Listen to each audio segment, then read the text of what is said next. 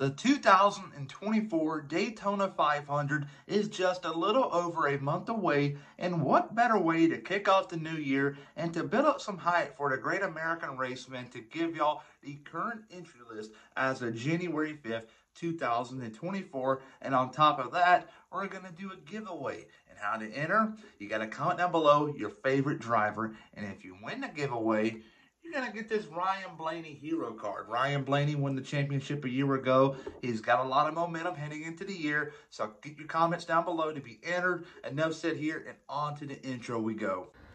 I'm Chase Briscoe, driver number 14 Ford Mustang for Stewart Haas Racing, and you're watching William Blackwell on YouTube.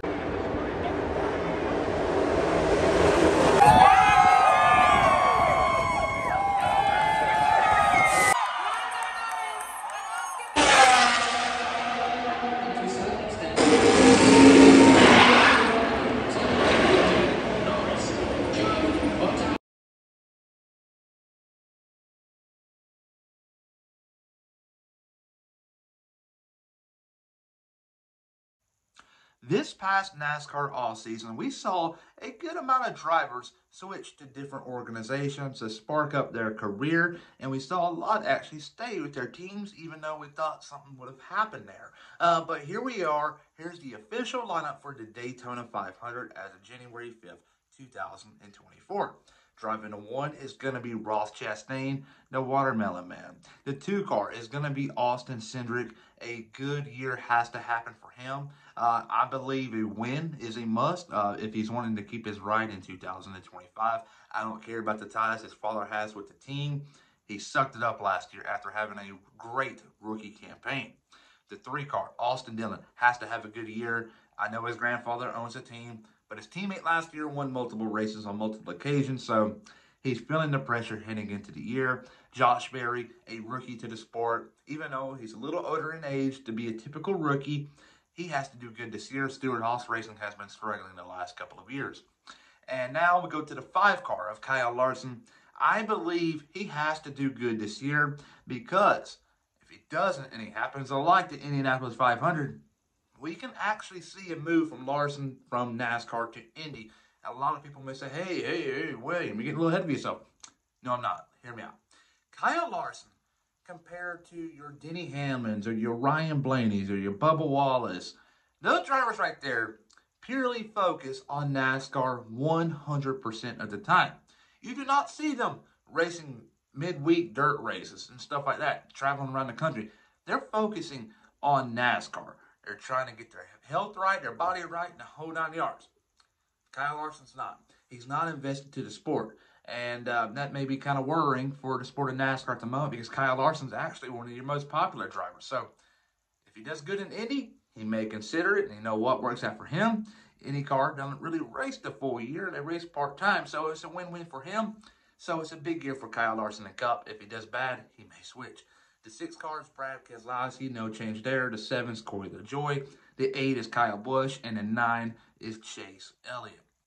Driving the 10 car in 2024 is going to be the Instagram meme liking machine. And I mean that with tons of sarcasm. Noah Gragson. Noah Gragson is coming back from a rough rookie campaign, and where he raced in the 42 car and eventually got booted out for liking a very sensitive post on Instagram. And he's worked his way back to a better ride. Go figure. But in the 10 car, I believe he's going to do well. But Noah Gragson in the 10. The 11 car is going to be Denny Hamlin, after having a really interesting 2023 year where he had a podcast start, he had a couple of big-time wins, had a wrestling promo when he won Bristol. Had a big year last year. I'm expecting more things from him this year. And who knows, he may be the most popular driver in the sport of NASCAR before too long, because his podcast is making fans become bigger fans of him, even if they didn't like him at the start. So Denny Hamlin driving the 11. The 12 is going to be Ryan Blaney. Had a breakout year last year and won the championship. I'm expecting another big year for him this year, multiple wins. Who knows, another championship. And we talked about Austin Cindric and Austin Dillon most having a big year. Chase Briscoe needs to have a big year. He came into the sport in 2021, had a rough campaign that year in his rookie year. 2022 rolls around, the next gen car, Wins early on in Phoenix, contends a couple of times throughout the year for a win, fails to do so, makes a playoff, round of 8, could have made the Final Four. 2023 rolls around, he sucked. Has to have a good year this year, and I believe he will. The 15 is going to be Justin Haley. The 16 car is going to be AJ Allmendinger. He's going to be part-time. The 17 is going to be Chris Buescher, who had a breakout 2023 season, picked up multiple wins. The 19 is going to be Martin Truex Jr., and the 20 car is going to be Christopher Bell. Driving the 21 car is going to be Harrison Burton.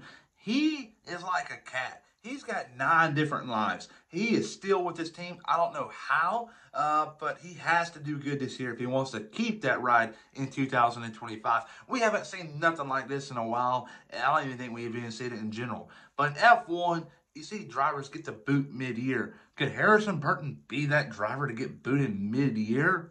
I don't know. It would not surprise me at all. He sucked last year and sucked even more the year before. So we'll see what happens for young Burton. Driving the 22 car is going to be Joey Logano, 23, Bubba Wallace, 24, William Byron. And all the way down to the 31 is going to be Daniel Hemrick. I'm expecting a big year from him. He actually does a lot better in a next-gen car than many people think about it. Like, a lot of people, when they look at Daniel Hemrick, they want to look at his rookie year with RCR in the Cup Series. It was not a good year. But when he raced a next-gen car in 2022 on a part-time basis, he actually did pretty good and caught my attention a couple of times. I remember Auto Club racing inside the top 10 the whole entire race. Could Daniel Hemrick be the spoiler on the 2024 season? I'm not saying he's going to win the championship, but I mean, like, he could very well sneak his way into the playoffs if we don't see multiple winners. All right, the 33 car is going to be wide open, and a lot of people may say, hey, William, you're getting ahead of yourself here with this one. I believe it's going to be Austin Hill, and yes, I said I believe. There's nothing confirmed here yet. But why would Austin Hill leave Beard Motorsports just to go nowhere for the Cup Series? He has to have something lined up that we don't know about yet. He wasn't going to leave and go a guaranteed ride in the Daytona 500 and various plate tracks on the schedule. He wasn't going to do that. He had a ride available, and it has to be the 33 car because they're going to race it this year at Brody Kostecki, so it makes a whole lot of sense for him to race the 33 car in the Daytona 500. The 34 is going to be Michael McDowell. The 36 car is going to be Riley Herbst. And he can very well play, spoiler alert, in the Daytona 500 and sneak out a win. He nearly did it in Talladega with the team, and it would not surprise me to see him do it in Daytona, a good track for him. And the 38 car is going to be Todd Gilliland. A big year must be on his horizon because if he does not do well, we're seeing Riley Herbst progress as a driver, not only in Xfinity, but also Cup. He can be in that 38 car before too long.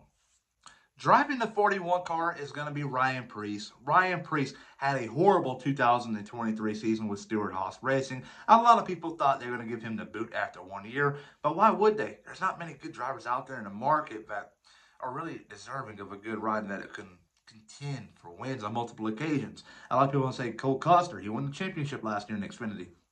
They gave him his opportunity a while back from 2020 all the way to 2022. And he got the boot with Mac to Xfinity. There's a reason why he's down there. And they gave him another year this year to prove himself. Ryan Preece, that is. And if he does bad, they're going to give him the boot. Because next year's driver lineup is going to be shaky throughout the sport because there's going to be a big free agency market for drivers. So time will tell there for the 41 car next year. But for right now, Ryan Preece is in it. The 42 is going to be John Hunter Nemechek. The 43 is going to be Eric Jones. A big year must be on his horizon also. The 45 is Tyler Reddick. The 47 is Ricky Stenhouse Jr. The 48 is Alex Bowman. And then the 51 is Kaz Gralla. The 54 is Ty Gibbs. And the 62 is Anthony Alfredo. I kind of hinted at that earlier when I was referring to Austin Hill. He would not have left this team if he didn't know if he had something lined up for the Daytona 500 because he would not want to miss that. He can win a Daytona 500 in anything. Austin Hill is a phenomenal plate racer, one of the best in the sport right now. This happens to be in Xfinity. Zane Smith is going to be driving the 71 car, Carson Hocevar in the 77, and in the 78, a BJ McLeod as an open car because they sold the Turner last year to Spire Motorsports to field the 71 car. So there you go. BJ McLeod has to race his way in. The 84 is going to be Jimmy Johnson, and the 99 is going to be Daniel Suarez. A big year has to be on his horizon also. If he does not do good in a 99 car, he is going to get the boot. I know he was the one that started things off with Trackhouse back in 2021, and he hasn't done good since then. He picked up one win in Sonoma, and it was by pure luck and strategy. I'm not going to say he didn't earn it, but that was strategy. So we haven't really seen Suarez go out there and dominate like he did in Xfinity. So he has to do good this year. And we're at the end of the video. There's the full lineup. But I'm going to give you one hint, or two hints if you will, on who I believe is going to win the Daytona 500. And it's going to be in the video when I post it in about a month or so. But I believe the driver that's going to win the Daytona 500 is a big fan of Circle, like the drink Circle, the bottle. And he also fought Noah Gragson one time. Who could that be? I don't know. Surely do you? Comment down below who you think it is. And please like and subscribe. Everybody have a great and phenomenal day and a great weekend.